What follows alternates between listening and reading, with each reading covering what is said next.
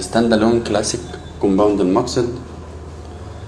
طبعا مساحة المباني 380 متر. اول لما بندخل بيكون المطبخ على ايدينا اليمين، على الشمال بيكون غرفة الناني معها الحمام بتاعها. طبعا زي ما انتم شايفين كده التشطيب تحفة.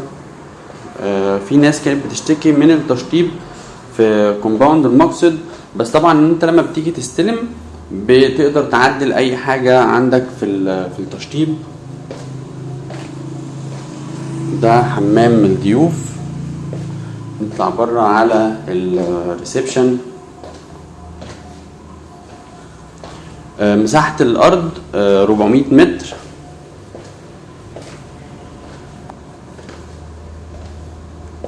دي كده الجاردن. المساحة دي عشان نجيبها بالتجمع بنفس البادجت دي طبعا مش موجود الكلام ده نهائي. بيكون ليك مدخل خاص على الجاردن. هنطلع فوق نشوف الغرف. طبعا بنشوف البرج الايقوني.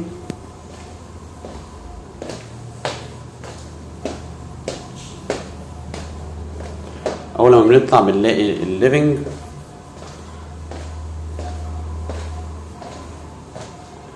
ده كده شكل التشطيب. بنلاقي غرفة بره. طبعا الفيو قلنا البرج الايقوني شايفينه اهو. طبعا بنشوفه اكتر بوضوح من الروف.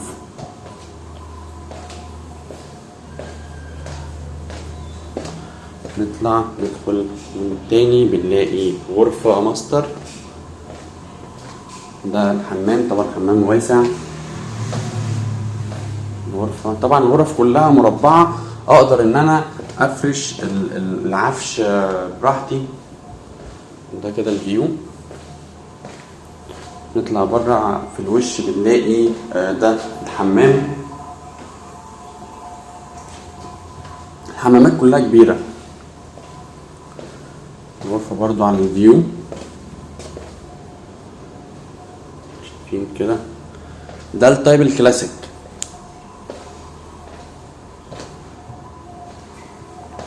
نطلع على البنت هاوس اللي على الروف. الغرفة اللي على الروف، البنت هاوس اللي على الروف مساحته كبيرة برضو، يعني مش مساحة صغيرة، لا مساحة كبيرة. هنشوفها دلوقتي. بتكون على ايدينا اليمين. مساحة مربعة. ده كده الحمام.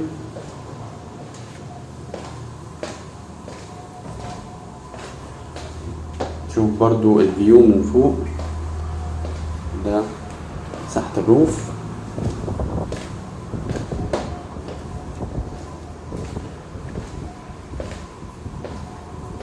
ده كده الفيو على البرج الايقوني.